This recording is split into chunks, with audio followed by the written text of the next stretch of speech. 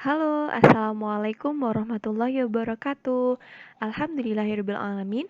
Pada kesempatan kali ini kita akan belajar bersama di materi surat Al-Falaq. Nah, sebelum kita mulai pembelajaran, marilah kita membaca basmalah terlebih dahulu agar pembelajaran kita lebih berkah ya. Amin. Bismillahirrahmanirrahim. Membaca surat Al-Falaq. Nah, sebelum kita membaca surat Al-Falaq, marilah kita mengetahui apa sih Al-Falaq itu. Nah, Al-Falaq artinya waktu subuh.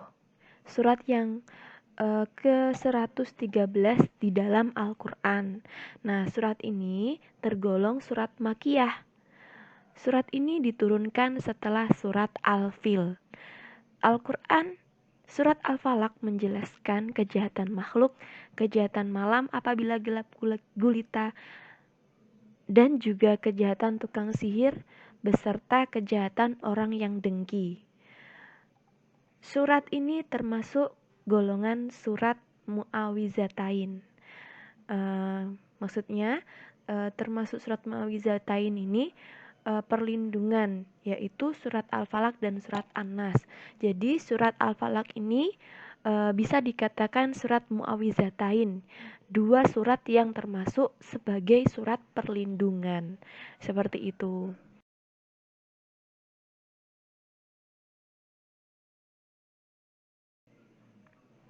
Membaca surat Al-Falaq.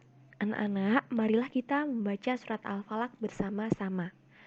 A'udzu billahi minasyaitonir rajim.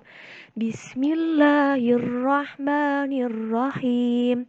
Qul a'udzu birabbil falaq min syarri ma khalaq wa min syarri ghasiqin idza waqab wa min syarrin naffasati fil 'uqad wa min syarri hasidin idza hasad.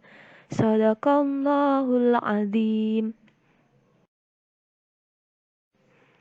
Artinya, katakanlah, aku berlindung kepada Tuhan yang menguasai subuh, dari kejahatan makhluknya, dan dari kejahatan malam apabila telah gelap gulita, dan dari kejahatan wanita-wanita tukang sihir yang mengembus pada buhul-buhul, dan dari kejahatan pedengki apabila ia dengki.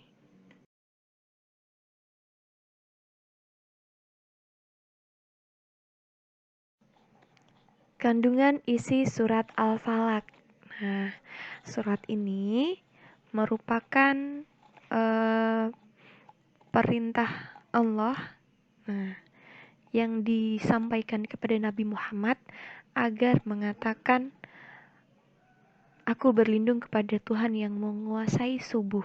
Nah, jadi Allah lah yang menguasai semua hal di dunia ini dari waktu subuh sampai malam.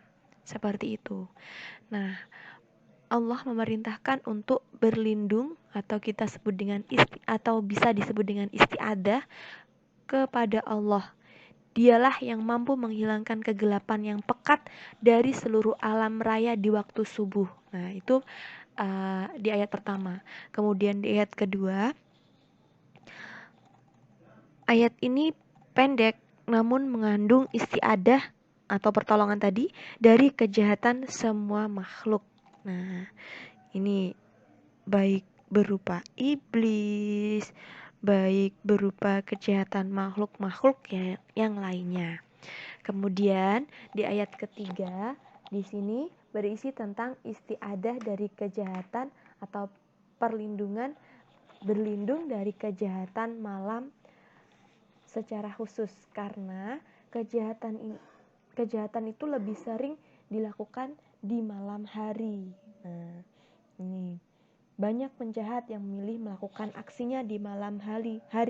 Demikian pula makhluk jahat dan binatang-binatang yang berbahaya.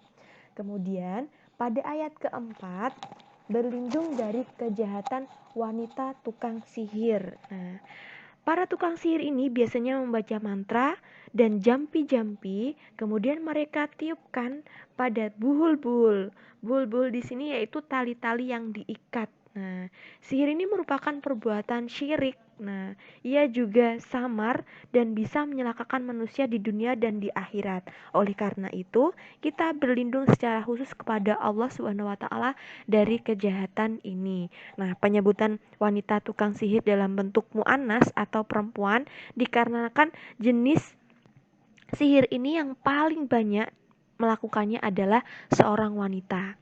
Kemudian di ayat terakhir yaitu berlindung dari kejahatan orang yang dengki. Nah, banyak di dunia ini yang dengki terhadap orang lain. Nah, membenci nikmat Allah atas yang diberikan kepada orang lain. Nah, itu dia dengki.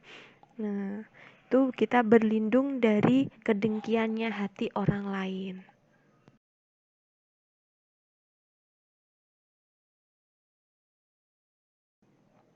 Nah, anak-anak, mungkin cukup sekian dari Ustadzah. Terima kasih untuk waktunya. Marilah kita tutup dengan bacaan hamdalah. Alhamdulillahirabbil alamin. Cukup sekian. Sudah akhiri.